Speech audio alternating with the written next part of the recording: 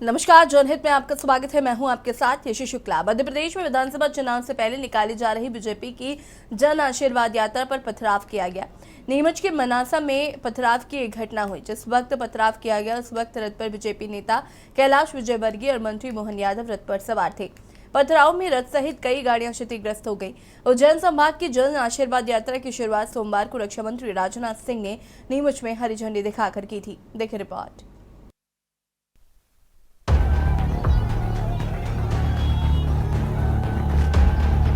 मानसा विधानसभा में रावड़ी कुवी गांव में जन आशीर्वाद यात्रा पहुंची तो ग्रामीणों ने उस पर पथराव किया। बताया जा रहा है कि चीता प्रोजेक्ट में वन विभाग द्वारा भूमि अधिग्रहण करने के कारण ग्रामीण आक्रोशित थे। उन्हीं लोगों ने रथ यात्रा पर पथराव किया है। इसमें करीब आधा दर्जन गाड़ियां क्षतिग्रस्त हुई हैं।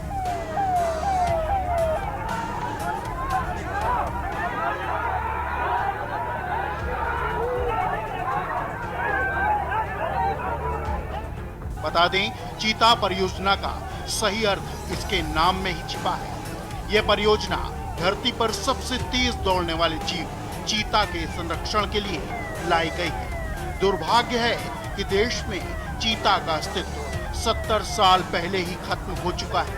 ऐसे में केंद्र सरकार भारत में चीतों को लाए जाने के लिए प्रयासरत है।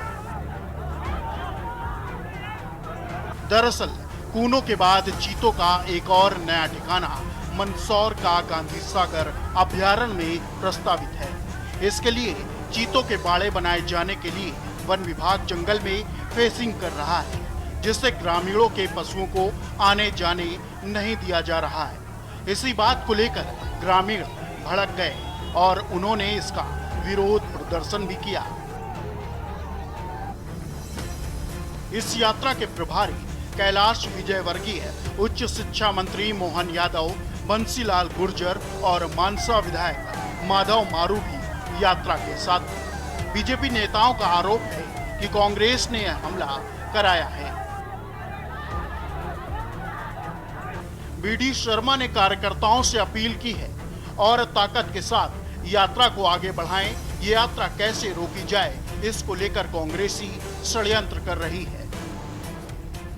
हमारी जन आशीर्वाद यात्राएं जो जनता का आशीर्वाद लेने के लिए निकली हैं और इनको अपार जन समर्थन जो मिला है। 5 यात्राएं हमारी निकली है, कल एक और बच्ची वो भी निकल रही है। तो इनका अपार जन समर्थन देख करके कांग्रेसी अपराधियों ने, गुंडों ने, क्योंकि इनका तो मूल चरित्र ही ये है, इन्होंने योजनाबद्ध तरीके से पेड़ों के पीछे छिप करके हमारे यात्रा पर हमला किया, सारे वाहन तोड़ दिए। इसलिए इस प्रकार की गुंडागर्दी का जवाब भी दिया जाएगा और ऐसे लोगों को जिन्होंने ये काम किया उन्हें किसी भी कीमत पर छोड़ेंगे नहीं। और यात्रा की सक्सेस देख करके कांग्रेस जो घबराई है, सफलता देख करके कांग्रेस का ये कृत्य दुर्भाग्यजनक तो है ही, मैं इसकी कड़ी आलोचना करता हूं, लेकिन ऐसे लोगों को जवाब भी देंगे और यात्रा और सफलता के साथ आगे बढ़ेगी। ये कांग्रेसियों की गुंडागर्दी किसी भी कीमत पर नहीं चलने देंगे। कांग्रेस महासचिव और मध्य प्रदेश के प्रभारी रणदीप सिंह सुरजेवाला ने सोशल मीडिया प्लेटफॉर्म एक्स पर पथराव का वीडियो शेयर किया। उन्होंने लिखा, नीमच का यह वीडियो तकलीफ देह है, लेकिन धरातल की असलियत को दिखाता है। शिवराज की अवसरवाद यात्रा के खिलाफ गुस्सा बढ़ता जा रहा है। सुरजेवाला ने कहा, पाप का खड़ा भर गया है। उन्होंने कहा कि मध्य प्रदेश के 8.5 करोड़ साथियों ने विनम्र अनुरोध है कि सिर्फ वोट की चोट से भाजपा को सबक सिखाएं। विष्णुदत्त शर्मा ने कहा कि बीजेपी की जन आशीर्वाद यात्रा को मिल रहे अपार समर्थन को देखकर कांग्रेस घबरा गई है। उन्होंने कहा कि इस तरह की गुंडागर्दी का जवाब दिया जाएगा और ऐसे लोगों को छोड़ा नहीं जाएगा जिन्होंने इस तरह की घटना को अंजाम दिया है। वहीं कांग्रेस नेता अरुण यादव ने कहा कि 18 साल में जो कर्म किए हैं उसके नतीजे सामने आने लगे हैं। जी हाँ, तो यात्रा पर जो हमला हुआ उसको कहीं ना कहीं विपक्ष कह रहा है कि ये जमीनी हकीकत है, तो वहीं दूसरी ओर सरकार की तरफ से कहा जा रहा है कि ये कांग्रेस का एजेंडा है जो यात्रा पर हमले करवा रहा है और इसका जवाब जो है वो जनता आगे आने वाले चुनाव में देगी। सबसे बड़ा सवाल ये है कि आखिर यात्राओं पर इतने हमले क्यों हो रहे हैं। आज हम इसी पर चर्चा करेंगे।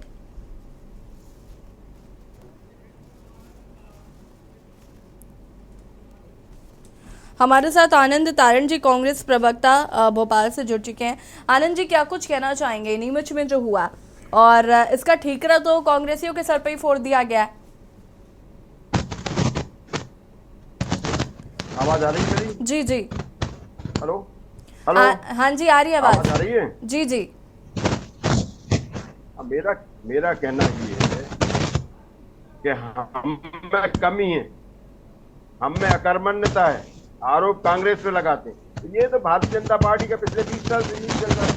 क्या गलती हम कर रहे हैं, अकर्मण्यता हम है, जवाबदारी हम हमारे पास नहीं है। जनता के प्रति जो हमारी जवाबदारी होनी चाहिए उससे हम अलग हो रहे हैं। तो ये जिनको देख रहे हैं भारतीय जनता पार्टी, और भारतीय जनता पार्टी का विरोध कौन कर रहे हैं? उनके लोग कर रहे हैं जो उनकी पार्टी के लोग हैं, जो जिन्होंने चना चिरौंजी खाकर इस पार्टी को मजबूत किया है, बलवित किया है, पुष्पित किया है।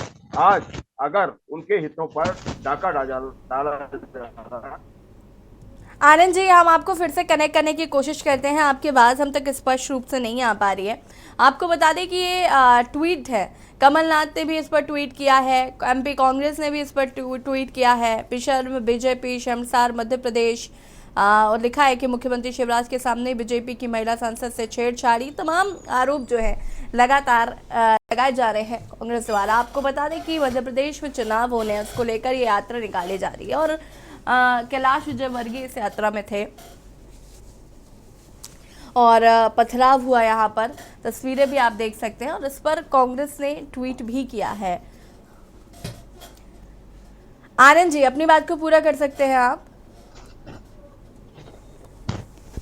हेलो जी जी। भारतीय जनता पार्टी तो खुद अपने मकर जाल में फंसी हुई है, क्योंकि जो गद्दारों को इन्होंने भारतीय जनता पार्टी में शामिल किया गया था, जो वहां ईमानदार कार्यकर्ता है, जो निष्ठावान कार्यकर्ता है, वो आज परेशान है पार्टी से, तो वो विरोध कर रहे हैं। अब विरोध कर रहे हैं, वो आरोप कांग्रेस पे कि कांग्रेस करवा रही। अरे कांग्रेस करवा रही, कार्रवाई करें, आप उनको चिन्हित करें कौन है, उसके ऊपर कार्रवाई करें। इस तरह के जो घड़ियालू आंसू बहाने से काम नहीं चलने वाला। मध्य प्रदेश में भारतीय जनता पार्टी की चला-चली की बेला है। जिस तरह से इन्होंने मध्य प्रदेश की विरासत को धूल में मिलाया, मध्य प्रदेश की जनता की मानसिकता पर डाका डाला है।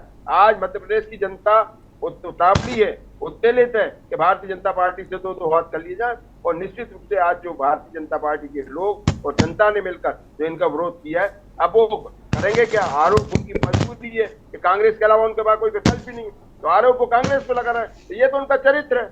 अरे भाई, क्या आप लोगों से आशीर्वाद ले रहे हो, जन आशीर्वाद ले रहे हो, और आपको जन आशीर्वाद किसी के आपके ही कार्यकर्ता आपका विरोध कर रहे हैं, तो कांग्रेस का भी बीच में आ गई।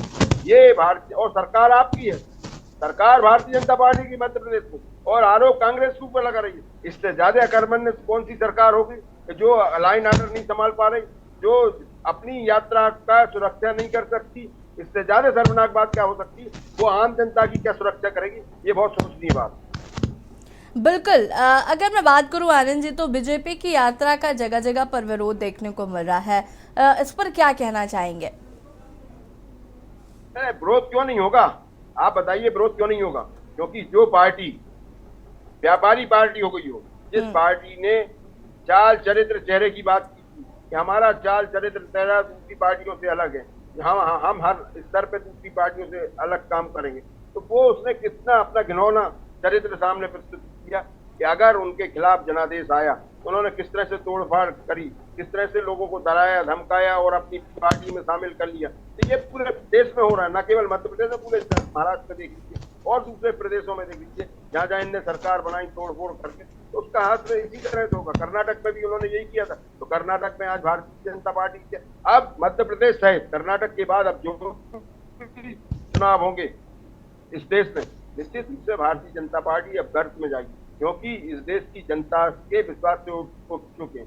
आज मध्य प्रदेश में शिवराज सिंह 20 साल से सरकार में, और आज वो चेहरा लेके आ रहे हैं प्रधानमंत्री नरेंद्र मोदी का, तो क्या आवश्यकता हो गई कि शिवराज सिंह जब काम कर रहे हैं तो नरेंद्र मोदी की जरूरत क्या हो गई? लेकिन जो 44 लाख करोड़ का कर्जे से मध्य प्रदेश उड़ा दिया, जो धर्म के नाम पर राजनीति करती थी पार्टी, जिसने धर्म के नाम पर अपनी रोटियां सेकी, आज आपने देखा होगा महालोक में किस तरह से 870 करोड़ रुपए का खाला हुआ। इस तरह से एक हवा के झोंके ने सब ऋषि मुनियों की मूर्तियों को खंडित कर दिया। कितना धर्म का अनादर हुआ, कितना मानसिकता पर प्रहार हुआ, हिंदू समाज की मानसिकता पर किस तरह से प्रहार हुआ, ये पूरा सोचनीय बात है। नरेंद्र मोदी का चेहरा ये सामने लेके आ रहे हैं। नरेंद्र मोदी जी की सरकार ने 2014 में सत्ता में आने के पहले कितने वायदे किए थे? उन्होंने बोला था हम 2 करोड़ नौजवानों को प्रतिवर्ष नौकरी देंगे। उन्होंने बोला काला धन लाएंगे। उन्होंने बोला कि हम 15 लाख रुपए हर खाते में देंगे। उन्होंने बोला कि डीजल पेट्रोल के रेट कम करके। उन्होंने बोला कि हमारा धर्म से माथा झुक रहा है, रुपये का मूल्यन हो रहा है, 60 रुपए हो गए, आज 83 पार हो गए। आपने देखा होगा कि उन्होंने बोला 50 दिन के बाद आप किसी चौराहे पे बुलाना। 2000 का नोट बंद हो गए, लेकिन वो आज तक किसी चौराहे पर नहीं आए। तो ये जो स्तर है, करनी और करनी में जो अंतर है, इस देश के राजा और राजा के जो नवाब हैं उनकी, ये सब चीजें सामने आ रही हैं। निश्चित रूप से अब भारतीय जनता पार्टी की मध्य प्रदेश से चली की बोला है। अब आने वाला समय निश्चित रूप से कांग्रेस का होगा। मध्य प्रदेश में भारतीय जनता पार्टी की 60 सीटें आएंगी, उसमें आप 10% प्लस कर लें, 10% माइनस कर लें, इससे ज्यादा नहीं आने वाली। लेकिन जो चरित्र आज जनता दिखा रही है इन्हें, जो जनता इन्हें अपना चेहरा दिखा रही है, ये बड़ा सोच की बात है। ग्वालियर से हमारे साथ जुड़ चुके हैं रमाकांत पटेल जी, आम आदमी पार्टी के प्रवक्ता हैं, वो भी हमारे साथ जुड़ चुके हैं। आप सभी का बहुत बहुत स्वागत। राकेश अंचल जी, मैं आपके पास आऊंगी, उससे पहले रमाकांत पटेल जी आपका रुख करूंगी। मैं इस पूरे मामले पे आप क्या कहना चाहेंगे, क्योंकि आरोप कांग्रेस पे लग गए हैं सीधे सीधे कि भाई कांग्रेस ने ये गुंडागर्दी करवाई है, कांग्रेस का इस पूरे हादसे में जो है एक इन्वॉल्वमेंट रहा, इस पथराव में इन्वॉल्वमेंट रहा। क्या कुछ कहना चाहेंगे इस पर? जगह जगह पर हम देख रहे हैं जन आशीर्वाद यात्रा पर कहीं ना कहीं इसका विरोध जताया जा रहा। देखिए, भारतीय जनता पार्टी ने पिछले 5 साल में कोई काम किया नहीं और लोग बेरोजगारी से परेशान है, लोग महंगाई से परेशान है, किसान रोज आत्महत्या कर रहे हैं। ऐसी स्थिति में जब जनता से माफी मांगनी चाहिए तो ये आशीर्वाद लेने जा रहे हैं। इन्होंने जनता के हित में कोई काम नहीं किया है। अगर कोई काम किया होता तो इनको आज ये नाटक करने की जरूरत नहीं पड़ती, ये यात्रा करने की जरूरत नहीं पड़ती। ये छाती ठोक के कहते कि हमने काम किया है इसलिए हमको आप वोट दीजिए, काम नहीं किए हो तो हमको वोट मत देना। इनमें इतनी हिम्मत होती, लेकिन इन्होंने कोई काम नहीं किया है इसलिए इनमें हिम्मत नहीं है और ये कुछ कह नहीं पा रहे हैं, केवल आशीर्वाद की एक नौटंकी कर रहे हैं। और ये जो हमला हुआ है या आगे और भी हमले हो सकते हैं, ये केवल जनता का इनके प्रति गुस्सा है। पटवारी भर्ती होती है, उसमें भ्रष्टाचार होता है, अपात्र लोगों को पास कर दिया जाता है, उनको नौकरी के लिए काबिल बना दिया जाता है, पैसे ले लेकर के एक ही कॉलेज से सारे टॉपर बना दिए जाते हैं, एक ही जाति परिवार के लोगों को विकलांग बना करके उनकी भर्ती कर दी जाती है। तो इन्होंने कोई काम नहीं किया है, ये जनता का गुस्सा है।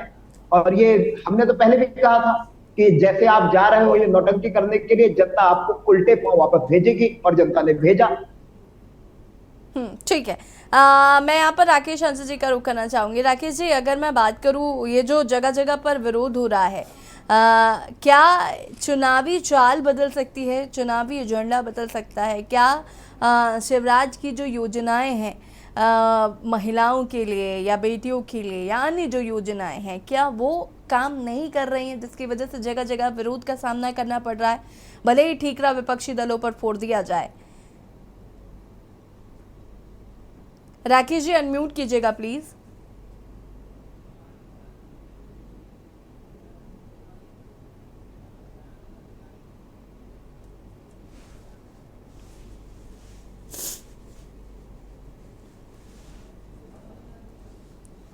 हाँ जी, आवाज आ रही है? हाँ जी। हाँ, देखिए, मध्य प्रदेश में भारतीय जनता पार्टी की जन आशीर्वाद यात्रा कोई पहला प्रयोग नहीं है। ये पिछले विधानसभा चुनाव में भी इन्होंने की थी और 2018 में क्या नतीजे आए वो इस देश ने देखे थे।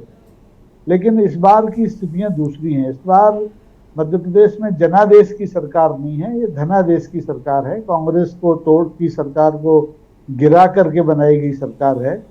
इसलिए भारतीय जनता पार्टी की सरकार में और भारतीय जनता पार्टी के नेताओं में एक घबराहट है। जन आशीर्वाद यात्रा, कल ही मैं श्योपुर में था, अमित शाह जी को वहाँ आना था, मैं खुद देखने गया था कि कैसी होती हैं आशीर्वाद यात्राएं। तो आप देखेंगे कि ये एक तरह से चुनावी खर्च है, चुनावी सभाएं हैं और इसके लिए चूंकि अभी चुनावी कार्यक्रम घोषित नहीं हुआ है तो पूरा आयोजन सरकारी खर्च पर हो रहा है। श्योपुर जैसे पिछड़े जिले में जहां लोग किसान सूखे से ग्रस्त मारे मारे फिर रहे हैं, वहां 400 बसों का इंतजाम किया गया सरकार की ओर से, आसपास के जिलों से भीड़ जुटाई गई और उसके बावजूद भी अपेक्षित भीड़ नहीं जुटी। गनीमत यह रही कि कल पानी बरस गया तो अमित शाह जी की सभा फ्लॉप होने से बच गई, तो ये ठीक रहा, बरसात के सिर फूट गया। जहां तक सवाल है हमलों का, तो ये एक कोई अच्छी बात नहीं है। जो घटना हुई है मैं उसको दुर्भाग्यपूर्ण मानता हूं, लेकिन उसके लिए कांग्रेस को जिम्मेदार ठहराना ये एक तरह की घबराहट का प्रतीक है। वो स्थानीय मुद्दा था, स्थानीय लोग जो जिला प्रशासन का और राज्य शासन का निर्णय है उससे नाराज थे। अच्छी खासी बातचीत चल रही थी और बातचीत में जब उत्तेजना बढ़ी तो ये सब पथराव वथराव हो गया, और ये नहीं होना चाहिए। जन आशीर्वाद यात्राएं निकालने का अधिकार भारतीय जनता पार्टी को है, दूसरी पार्टियां भी चाहें तो निकालें, लेकिन इसको सरकारी खर्च पर जिस ढंग से अभी बेशर्मी के साथ निकाला जा रहा है वो जरूर सोचनीय विषय है कि जब आपके पास इतनी अच्छी अच्छी नीतियां हैं, आप लाडली बहनों को 1250 रुपये हर महीने घर बैठे मुफ्त में दे रहे हैं, इसके बावजूद भी अगर आपको विरोध प्रदर्शन का सामना करना पड़ रहा है तो निश्चित तौर पर ये भारतीय जनता पार्टी के लिए आत्म अवलोकन का विषय हो सकता है। बिल्कुल राकेश जी, रणदीप सुरजेवाला का ट्वीट अगर हम देखें तो उन्होंने कहा कि पाप का घड़ा भर गया है और ये धरातल की सच्चाई है। तमाम आरोप लगातार कांग्रेस द्वारा भी ट्वीट करके किए जा रहे हैं, इस पर भी मैं आपका रिएक्शन चाहूंगी। ये पाप और पुण्य की बात राजनीति में होती नहीं है, नीति अनीति की बात भी राजनीति में नहीं होती है। मध्य प्रदेश की सरकार तो बड़े पुण्य काम कर रही है। जहां मुख्यमंत्री जी जाते हैं, जिस मंदिर पे जाते हैं, वहां पर एक लोक बनाने की घोषणा कराते हैं। मध्य प्रदेश में महाकाल तो सबसे पुराना मंदिर है, वहां लोग 500 करोड़ का बना और पहले ही आंधी तूफान में टूट गया, और उसके बाद मध्य प्रदेश में 1 दर्जन लोगों की घोषणा हो चुकी है। यहाँ तक कि जो पूर्व मुख्यमंत्री हैं छिंदवाड़ा के हमारे कमलनाथ जी, उनके क्षेत्र में भी एक हनुमान मंदिर पुराना था, वहां भी लोक बनाने की घोषणा कर दी गई। तो हमारे मध्य प्रदेश की सरकार पुण्य तो बहुत कर रही है। अब उसके पाप उसके पीछे कितने हैं ये कांग्रेस के लोग और आपके लोग बता सकते हैं, कि पॉलिटिकल मुद्दा है। लेकिन मेरा ये मानना है कि पिछले 3 साल में मध्य प्रदेश की सरकार, जैसी ये पहले 3 कार्यकाल भारतीय जनता पार्टी थे उसके मुकाबले बहुत कमजोर साबित हुई है। जो सरकारी योजनाएं हैं वो धरातल पर नहीं आई हैं, नौकरशाही हावी हुई है, भ्रष्टाचार बढ़ा है। और आप देखेंगे कि पिछले 3 साल में कम से कम छोटे बड़े सब मिला लिए जाएं तो 400 से ज्यादा घोटाले हुए हैं। यानी कि मध्य प्रदेश में कोई भी काम होता है तो उसमें घोटाला जरूर होता है, लेकिन चूंकि सरकार इनकी है तो किसी घोटाले की जांच नहीं होती, कि कोई अपराधी पकड़ा नहीं जाता और राजनीति चलती रहती है। आनंद जी, कौन से मुद्दे हैं जिनको लेकर इस बार कांग्रेस जनता के बीच जाने वाली?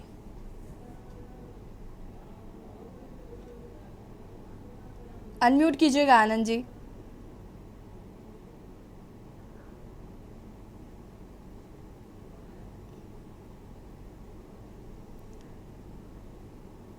आनंद जी, माइक का एक ऑप्शन होगा, उसे अनम्यूट कीजिएगा प्लीज। नहीं, आनंद जी की आवाज नहीं आ पाई। आनंद जी को फिर से कनेक्ट करने की कोशिश करते हैं।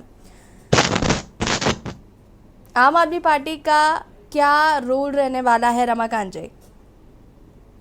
देखिए, आम आदमी पार्टी का संगठन का काम पूरा हो चुका है। हमारे हर गांव में 11 लोगों की कमेटी बन गई है, सोशल मीडिया की कमेटी बन गई है। आम आदमी पार्टी की बदलाव यात्राएं हर विधानसभाओं में निकल रही हैं।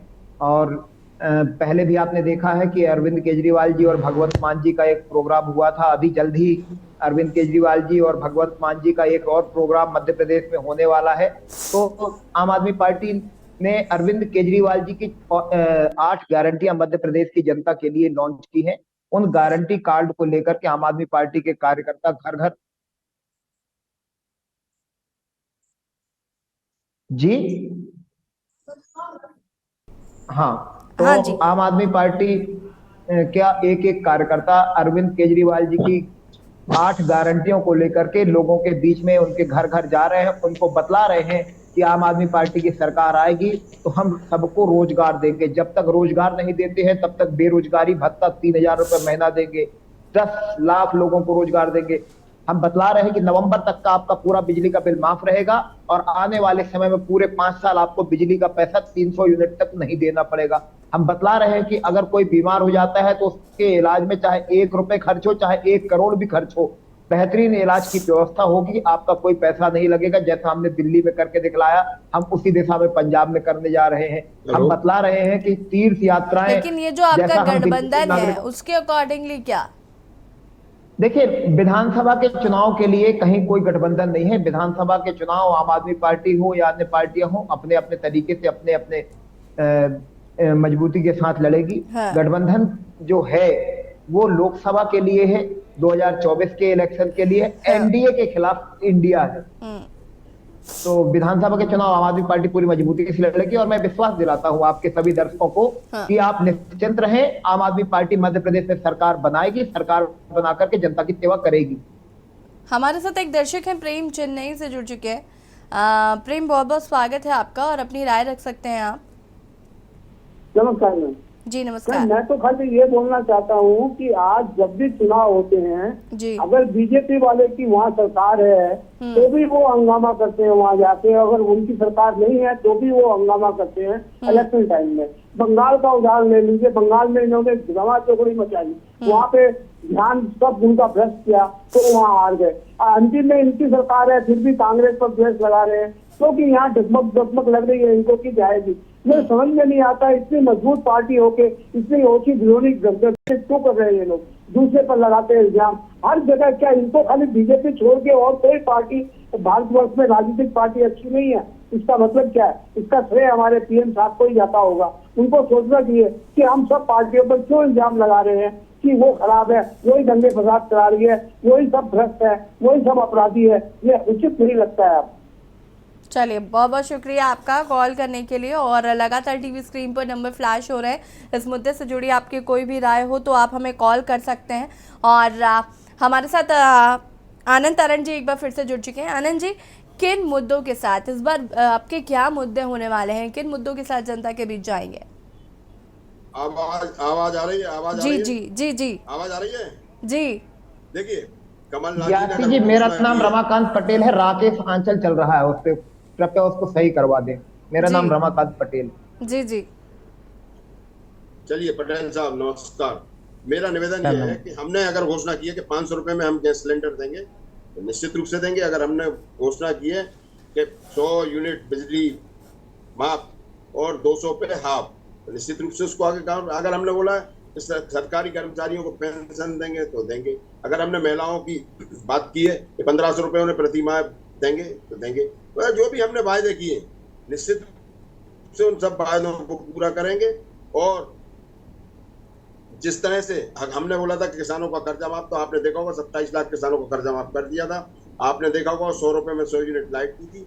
और इस तरह से लगभग 200-250 योजनाओं पर काम कर दिया था आदरणीय कमलनाथ जी ने। भारतीय जनता पार्टी की सरकार विचलित हो गई थी, घबरा गई थी और इसलिए उसने ताबड़तोड़ तरीके से कांग्रेस की सरकार को गिरा दी। तो आज जो स्थिति सामने है, जिस तरह की बातें सामने आ रही है, आज जो विरोध हो रहा है, आज क्योंकि जो सरकार एक अच्छा काम कर रही थी, कमलनाथ जी की सरकार एक अच्छा काम कर रही थी। आप जानते हैं कमलनाथ जी का 40 साल का लंबा राजनीतिक और प्रशासनिक अनुभव है। निश्चित रूप से उनके अनुभव से पूरे प्रदेश को एक नई ऊर्जा प्राप्त होती, लोगों को रोजगार मिलता है। और जो हमने वायदे किए थे, लगभग 800-900 वायदे किए, 900 कुछ वायदे किए थे, उन हर वायदों पे काम करते कमलनाथ। तो कमलनाथ जी काम करने के मामले में जो बोलते हैं वो निश्चित रूप से करते हैं। तो निश्चित रूप से हमारे इस प्रदेश में आदरणीय कमलनाथ जी और आदरणीय दिग्विजय सिंह जी के रूप में फिर प्रदेश को एक नई ऊर्जा के साथ काम करने का मौका मिलेगा। और आने वाले समय में कांग्रेस पुनः इस प्रदेश की जनता की सेवा करेगी। हमें आशान्वित रहते हैं कि प्रदेश के अंतिम स्तर के व्यक्ति को भी देश की मुख्य धारा में जोड़े, प्रदेश की मुख्य धारा में जोड़ने का काम करें। और कांग्रेस ने ये सब काम हमेशा किया। भारतीय जनता पार्टी ने जिस तरह से युवाओं को ठगा है, जिस तरह से युवाओं के भविष्य को बर्बाद किया, ये सब हमने और आपने देखा किस तरह से जो घोटाले हुए। हमारे विद्वान पत्रकार मित्र ने बोला कि जितने, मैं तो कह रहा हूँ जितने दिन सरकार चली उतने घोटाले भारतीय जनता पार्टी के शासनकाल में। तो निश्चित रूप से जो घोटालों की फहरिस्त है बहुत लंबी है। तो आने वाले समय में इन सब चीजों की परिणति भारतीय जनता पार्टी को भुगतना पड़ेगी। जो युवाओं का श्राप है वो भी उन्हें लगेगा। हमारी बहनों की जो इज्जत तार हो रही, किस तरह से उनके साथ बलात्कार हुआ, किस तरह से उनकी हत्या हो रही, किस तरह से उनके अपहरण हो रहे हैं और आज तक कुछ पता नहीं है। तो जो अपने आप को महिलाओं का भाई, बेटियों का मामा कहलाता था, किस तरह से उन्होंने अपना चेहरे को कलुषित कर लिया। ये इस भारतीय इतिहास में ये सब स्वर्ण अक्षरों में लिखा जाएगा। ये मध्य प्रदेश के इतिहास में भी ये जो काला युग है भारतीय जनता पार्टी का, ये हमेशा याद करते जाएंगे। लेकिन आज जिस तरह से ये बरगलाने की कोशिश कर रहे हैं, जिस तरह से, तो आज जनता के मुखमंडल से ये सब चले गए, जो जनता के चेहरे। ठीक है आनंद जी, मैं वापस आऊंगी आपके पास। हमारे साथ एक दर्शक हैं जुड़ चुके हैं, गिरीश शुक्ला कानपुर से। गिरीश जी बहुत बहुत स्वागत है, अपनी राय रख सकते हैं आप। हेलो जी। हेलो जी जी गिरीश जी। हाँ, मैं ये कहना चाहता हूँ कि देश के नेताओं से हमारी ये विनम्र प्रार्थना है जी कि वह लोकतंत्र का अपमान करना बंद कर दें। और ये जन यात्राएं जो निकाली जाती हैं वो केवल अपनी गाड़ियों का, अपनी ताकत का, अपनी धन और सत्ता का प्रदर्शन होता है, ताकि गरीब लोग डर के हमारी खिलाफत करना बंद कर दें, इसलिए यात्राएं निकाली जाती हैं। गांधी जी ने दांडी मार्च किया, ऐसी यात्रा नहीं निकाली थी उन्होंने। ये यात्राएं सिर्फ धमकाने के लिए निकाली जाती हैं, और जहाँ ये हिंसा के लिए ही निकाली जाती हैं। हिंसा हो, वोट का ध्रुवीकरण हो और हमारी जीत हार हो। तो लोकतंत्र का बहुत अपमान मोदी सरकार ने किया है इन 10 सालों में। इन्होंने सदैव ये कहा कि सीएजी ने घोटाला पकड़ा। सीएजी कोई घोटाला नहीं पकड़ती। सीएजी सरकार की नीतियों से लाभ हानि का खर्च को निकालती है। अगर कोई घोटाला होता है, किसी का कुछ चोरी किया है, तो वो पैसा बरामद होना चाहिए। अगर मोदी सरकार में दम है तो 20 लाख करोड़ रुपया वसूल के मैं ब्याज के दिखाएं, अन्यथा चोर कहना लोगों को बंद कर दें। जो सबसे बड़ा चोर होता है वो दूसरों को चोर ही कहता है। चलिए गिरीश जी, बहुत बहुत शुक्रिया आपका राय देने के लिए। और लगातार टीवी स्क्रीन पर नंबर फ्लैश हो रहा है, इस मुद्दे से जुड़ी आपकी कोई भी राय हो आप हमें कॉल कर सकते हैं। हम बात कर रहे हैं मध्य प्रदेश की राजनीति की। मध्य प्रदेश में भारतीय जनता पार्टी ने, आपको बता दें कि जन समर्थन रैली यात्रा निकाली थी, और जहां पर जन आशीर्वाद इस रैली में पथराव हुआ, लोगों में आक्रोश नजर आया। अब सवाल ये उठ रहा है कि आखिर भारतीय जनता पार्टी के यात्राओं में इस तरीके के हमले क्यों हो रहे हैं? क्या मामा का काउंटडाउन शुरू हो गया? तमाम चीज़ें हैं और हम इसी पर चर्चा कर रहे हैं। मेहमान लगातार हमारे साथ बने हुए हैं, और मैं यहाँ पर राकेश अंचल जी आपसे ये समझना चाहूँगी, क्या मध्य प्रदेश की जनता स्वीकार नहीं कर रही है? क्या चेहरा बदलने की बात कहीं से निकल कर सामने आ रही है? मध्य प्रदेश में शिवराज सिंह जी सबसे लंबे समय तक मुख्यमंत्री के रूप में काम करने वाले नेता हैं। कांग्रेस के भी तमाम मुख्यमंत्री बड़े दिग्गज अर्जुन सिंह जैसे रहे हैं, इन लोगों को भी इतना मौका नहीं मिला। तो जनता आजिज़ तो आ चुकी है चेहरा देख देख करके। पार्टी की मैं बात नहीं करता हूं, लेकिन चेहरे से तो ऊब गई है, क्योंकि अब जो चेहरा है राजनीतिक चेहरा नहीं रहा है, एक शोमैन का चेहरा हो गया है। अभी मैं पिछले कई दिनों से भारतीय जनता पार्टी को फॉलो कर रहा था, उनके कार्यक्रमों में भी देखा मैंने कि अब भारतीय जनता पार्टी की जो सभाएं हैं वो राजनीतिक सभाएं नहीं होती हैं। अब लगभग जैसे एक फैशन शो होता है उस तरह के कार्यक्रम होते हैं, जिसमें पार्टी कार्यकर्ताओं का कोई इन्वॉल्वमेंट नहीं होता है, पार्टी के स्थानीय नेताओं का कोई इन्वॉल्वमेंट नहीं होता है। एक कारपोरेट एजेंसी की तरह, एक इवेंट की तरह सारे कार्यक्रम हो रहे हैं। ये जन आशीर्वाद यात्रा भी उसी का प्रतीक है, और इसलिए मुख्यमंत्री से लोग उबे हुए हैं, उनकी पार्टी के लोग उबे हुए हैं। भाई पार्टी में जो दूसरे नेता हैं वो 18 साल 20 साल अपनी बारी का इंतजार नहीं कर सकते, तो असंतोष जनता में भी है और असंतोष भारतीय जनता पार्टी के अंदर भी है। तो इस दोनों असंतोष के कोलैबोरेट होने से इस बार विधानसभा का जो चुनाव है भारतीय जनता पार्टी के लिए बड़ी मुश्किलें पैदा कर रहा है। और ये हमले तो अपवाद है। जी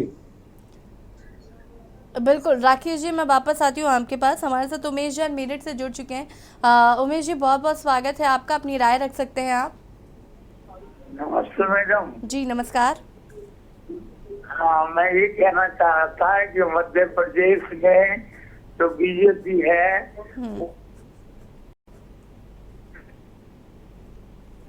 उमेश जैन जी, उमेश जी अपनी बात को पूरा करिए प्लीज।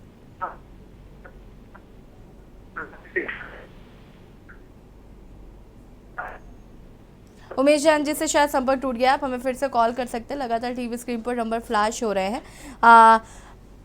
राकेश जी, लेकिन कहीं ना कहीं अगर हम यहाँ की बात करें तो शिवराज जी ने एक लंबी बैठक यहाँ पर की, जैसा कि आपने खुद बताया, और आप चूंकि वरिष्ठ हैं, आप इस बात को ज़्यादा अच्छे से समझ सकते हैं कि मध्य प्रदेश की राजनीति में इन दिनों क्या कुछ चल रहा है। अगर हम बात करें यहाँ पर, जैसे कि मैंने कहा कि चेहरा बदलने की कहीं ना कहीं लोग ये उम्मीद कर रहे हैं कि अगर अब मामा की जगह किसी और को कैंडिडेट बनाया जाए, अगर ऐसा होता है तो क्या उससे कुछ फर्क पड़ेगा चुनाव में, और क्या आपको लगता है कि ऐसा सोच सकती है बीजेपी? जहां तक सवाल है कि अब चेहरा बदलने का जो समय था वो निकल गया है। हाँ। तो भारतीय जनता पार्टी का जो नेतृत्व है वो अब चेहरा बदलने की जोखिम ले नहीं सकता है। हालांकि भारतीय जनता पार्टी के पास शिवराज सिंह के पीछे कतार में खड़े लोगों की एक लंबी संख्या है, तो अगर ये समय से पहले चेहरा अगर 6 महीने पहले 8 महीने पहले बदल दिया होता तो निश्चित तौर पर भारतीय जनता पार्टी को इसका फायदा होता, पार्टी के कार्यकर्ताओं का असंतोष कम होता, जनता में भी एक जिज्ञासा होती कि नया आदमी चलिए उसको परखने। तो अब जहाँ तक शिवराज सिंह जी का सवाल है तो वो तो पूरी तरह से एक्सपोज हैं। उनके अभिनय से, उनकी वक्तव्य कला से जनता आजिज हो चुकी है। एक प्रत्येक इकोनॉमिक का भाषण होता है, उसमें कोई नवीनता नहीं होती है। वो एक रिश्तों, भावनात्मक रिश्तों के आधार पर अपनी राजनीति को बरकरार रखना चाहते हैं, बहने बना के, भांजे भांजियां बना के। जबकि स्थिति ये है कि अभी रक्षाबंधन के समय पर उन्होंने घोषणा की कि महिलाओं को 450 रुपए में सिलेंडर मिलेगा गैस का, नहीं मिला। महिलाओं ने कई जगह प्रदर्शन किया। ग्वालियर शहर जो कि इस समय भारतीय जनता पार्टी का गढ़ माना जाता है, वहां महिलाओं ने प्रदर्शन किया। तो ये स्थितियां तो हैं कि हालत खराब है भारतीय जनता पार्टी की। भारतीय जनता पार्टी ने हार क्या नहीं जो मानी। चीज शिवराज सिंह चौहान के लिए लागू होती है, क्या वो कमलनाथ जी के लिए लागू नहीं होती? देखिए, कमलनाथ जी मध्य प्रदेश की राजनीति में कभी सक्रिय रहे नहीं। वो केंद्र की राजनीति के एक बड़े खिलाड़ी रहे हैं। उन्हें पहली बार मौका मिला था, मुख्यमंत्री बनाए गए और बहुत कम समय, 15 महीने 16 महीने में उनके पास कर्तव्य करने का कोई बहुत बड़ा समय नहीं था। फिर भी उन्होंने जितना काम किया वो लोगों को याद है। और अब मुझे लगता है कि सिर्फ लोग इसीलिए तब्दीली चाहते हैं कि उन्होंने जो प्रयोग 2018 में किया था भारतीय जनता पार्टी को बदलने का, उसको बीच में ही तोड़ दिया गया। एक बार अगर कांग्रेस को दोबारा मौका मिले तो उनको परखा जाए। और उनकी पुरानी सरकारों ने निश्चित तौर पर, कांग्रेस की सरकार, अरविंद सिंह की सरकार को बड़ी प्रगतिशील सरकार माना गया। उन्होंने दलितों, पिछड़ों और आदिवासियों के लिए बहुत काम किया था। तो उम्मीदें तो कांग्रेस से हैं। या मध्य प्रदेश में वैसे भी द्विदलीय राजनीति पिछले 63 साल से चल रही है। एक बार कांग्रेस आती है तो दूसरी बार कोई दूसरा विपक्ष आता है। रमाकांत जी, आम आदमी पार्टी खुद को कैसे देख रही हो और आपके पास क्या चेहरा है? देखिए, आम आदमी पार्टी पूरी मजबूती से मैदान में है। आम आदमी पार्टी की हर विधानसभा में बदलाव यात्राएं चल रही है। आम आदमी पार्टी का संगठन पूरा हो चुका है। आम आदमी पार्टी पूरी मजबूती से चुनाव लड़ेगी। आम आदमी पार्टी के पास चेहरे बहुत सारे हैं और जो है सभी चेहरे अपने अपने क्षेत्र में काम भी कर रहे हैं। अरविंद केजरीवाल जी की 8 गारंटियां जो मध्य प्रदेश की जनता के लिए लॉन्च हुई है, वो अभी घर घर पहुंचा रहे हैं। जल्द ही हमारी मध्य प्रदेश की जनता के लिए, आदिवासियों के लिए गारंटी आएगी, और किसानों के लिए गारंटी आएगी। और दूसरा ये कि जो अरविंद केजरीवाल जी की गारंटी है, वो गारंटी है मतलब पूरी होनी ही है। उनको पूरा होने से कोई रोक नहीं सकता है। तो लोग, चाहे देश की जनता हो, चाहे मध्य प्रदेश की जनता हो, आप नगर निगम का मध्य प्रदेश का चुनाव देखेंगे और पंचायत के चुनाव देखेंगे तो पहली बार के चुनाव में आम आदमी पार्टी ने 16 में से 1 नगर निगम पे कब्जा किया। एक नगर निगम पे 16 में से 1 मेयर आम आदमी पार्टी का है। 52 पार्षद हैं आम आदमी पार्टी के, सैकड़ों जिला पंचायत, जनपद सदस्य और सरपंच हैं।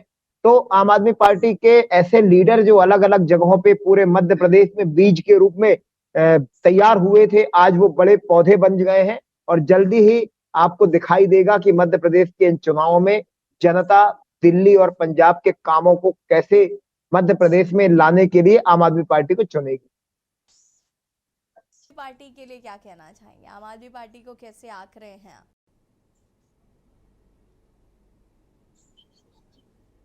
राकेश जी। जी, आपका सवाल दोहराएंगे? जी, आम आदमी पार्टी को कैसे आंक रहे हैं आप? लड़ाई कांग्रेस बीजेपी में है या आम आदमी पार्टी का कुछ जनाधार है? देखिए, मध्य प्रदेश की या जैसे मैंने पहले भी कहा कि यहाँ द्विदलीय राजनीति चली है जब से मध्य प्रदेश बना है। बीच में बहुजन समाज पार्टी और समाजवादी पार्टियों ने भी यहाँ अपनी उपस्थिति दर्ज कराई, लेकिन वो सीमावर्ती क्षेत्रों में अधिकतम 12 सीटें 230 में से जीत पाई और अंत में वो जीते हुए जो विधायक थे, चाहे वो बहुजन समाज पार्टी के हों चाहे समाजवादी पार्टी के हों, वो अंततः सत्तारूढ़ दल के साथ शामिल हो गए, चाहे वो बीजेपी की सत्ता रही हो चाहे कांग्रेस की सत्ता रही हो। अब पहली बार आम आदमी पार्टी मध्य प्रदेश में अपने पांव जमाने की कोशिश कर रही है, तो मुझे लगता है कि मध्य प्रदेश में अभी आम आदमी पार्टी को बहुत काम करना पड़ेगा। आम आदमी पार्टी के पास अभी खुद के कार्यकर्ता नहीं है, जो भारतीय जनता पार्टी और कांग्रेस में अपना भविष्य नहीं देख पाए हैं वो लोग आम आदमी पार्टी में आए हैं। तो मुश्किल से वही स्थिति जो बसपा और समाजवादी पार्टी की रही थी कि 10-12 सीटें अगर आम आदमी पार्टी जीत ले तो एक बहुत बड़ी उपलब्धि आम आदमी पार्टी के लिए होगी, क्योंकि यहाँ गुंजाइश वही 2 दलों की है, तीसरे दल की गुंजाइश बहुत ज्यादा रही नहीं। राकेश जी, नरोत्तम मिश्रा की बात करें अगर हम, तो नरोत्तम मिश्रा काफ़ी ज़्यादा एक फेमस कह सकते हैं व्यक्ति हैं। अगर मध्य प्रदेश के अंदर आप प्रवेश करें तो आपको नरोत्तम मिश्रा के बारे में ज़्यादा बातें सुनने को मिलती है रेदर देन शिवराज सिंह चौहान। तो अगर हम उनकी बात करें तो क्या वो एक कैंडिडेट हो सकते थे, लेकिन बीजेपी ने नाम नहीं लगाया? देखिए, आपने बड़ा यक्ष प्रश्न कर दिया है। नरोत्तम मिश्रा पहले इसी शिवराज सिंह सरकार के संकट मोचक माने जाते थे, बाद में वो संकट मोचक से उनकी छवि इतनी उन्होंने बड़ी कर दी कि वो मध्य प्रदेश की राजनीति में शिवराज सिंह का विकल्प बनने के स्थिति में आ गए और उन्होंने अपने प्रचार तंत्र से ये कोशिश भी की और उसमें भी उन्होंने अपना दखल बढ़ाया, लेकिन उनके भाग्य रेखा में शायद मुख्यमंत्री बनना नहीं है, इसलिए उन्हें पिछले 20 साल से कभी भी मुख्यमंत्री के प्रत्याशी के रूप में या शिवराज सिंह के उत्तराधिकारी के रूप में स्वीकार नहीं किया गया। उनका प्रभाव क्षेत्र बहुत सीमित है, वो शिवराज सिंह जी की तरह बहुत लोकप्रिय और आम जनता से जुड़े नेता नहीं है। उन्हें मध्य प्रदेश का टिनोपाल मंत्री कहा जाता है, वो लक धक कपड़ों में रहने वाले नेता हैं, जबकि शिवराज सिंह में वो अंतर है। शिवराज सिंह की अप्रोच अच्छी है, जनता के लिए बहुत सहज उपलब्ध है, संवाद का नहीं। राकेश जी, मुझे ऐसा लगता है हाँ, शिवराज जी बहुत ज्यादा सॉफ्ट स्पोकन पर्सन है, लाडली बहना और मेरी बहना इस तरीके की वक्तव्य, लेकिन नरोत्तम मिश्रा जी बड़े कट टू कट बात करते हैं और बड़े कटाक्ष उनके मुंह से निकलते हैं। शायद यही वजह है कि वो उनसे कंपेयर कर पाना मुश्किल है थोड़ा। ये नरोत्तम मिश्रा पढ़े लिखे आदमी हैं और अनुभवी राजनीतिक हैं, उन्हें भी 2 दशक से ज्यादा हो चुका है, लेकिन वो भारतीय जनता पार्टी का जो कट्टर पंथ वाला रास्ता है उस रास्ते के नेता हैं। वो उमा भारती ब्रांड से पैदा हुए नेता हैं। उमा भारती ने उनको 3 साल तक प्रतीक्षा कराई, बाद में वो अपने मंत्रिमंडल में लिया था। तो वो बहुत कड़वी जबान में बोलते हैं और आज की राजनीति में कड़वी जबान सुनना कोई पसंद नहीं करता, चाहे भारतीय जनता पार्टी हो चाहे कांग्रेस हो चाहे आप हो। जो सॉफ्ट स्पोकन नेता है उनको महत्व दिया जाता है, जनता उनकी बात को गौर से सुनती है। तो इसलिए मुझे नहीं लगता कि नरोत्तम मिश्रा को लेकर के भारतीय जनता पार्टी कभी गंभीर रही है या कभी गंभीर होगी, क्योंकि नरोत्तम मिश्रा से श्रेष्ठ नेता अभी भारतीय जनता पार्टी के पास मध्य प्रदेश में है। ठीक है, राकेश जी और रमाकांत जी, आप दोनों का बहुत बहुत शुक्रिया चर्चा में शामिल होने के लिए। आनंद जी भी हमारे साथ जुड़े थे, आपका भी बहुत बहुत शुक्रिया। और जनहित में आज हम बात करें मध्य प्रदेश की राजनीति की, रुकेंगे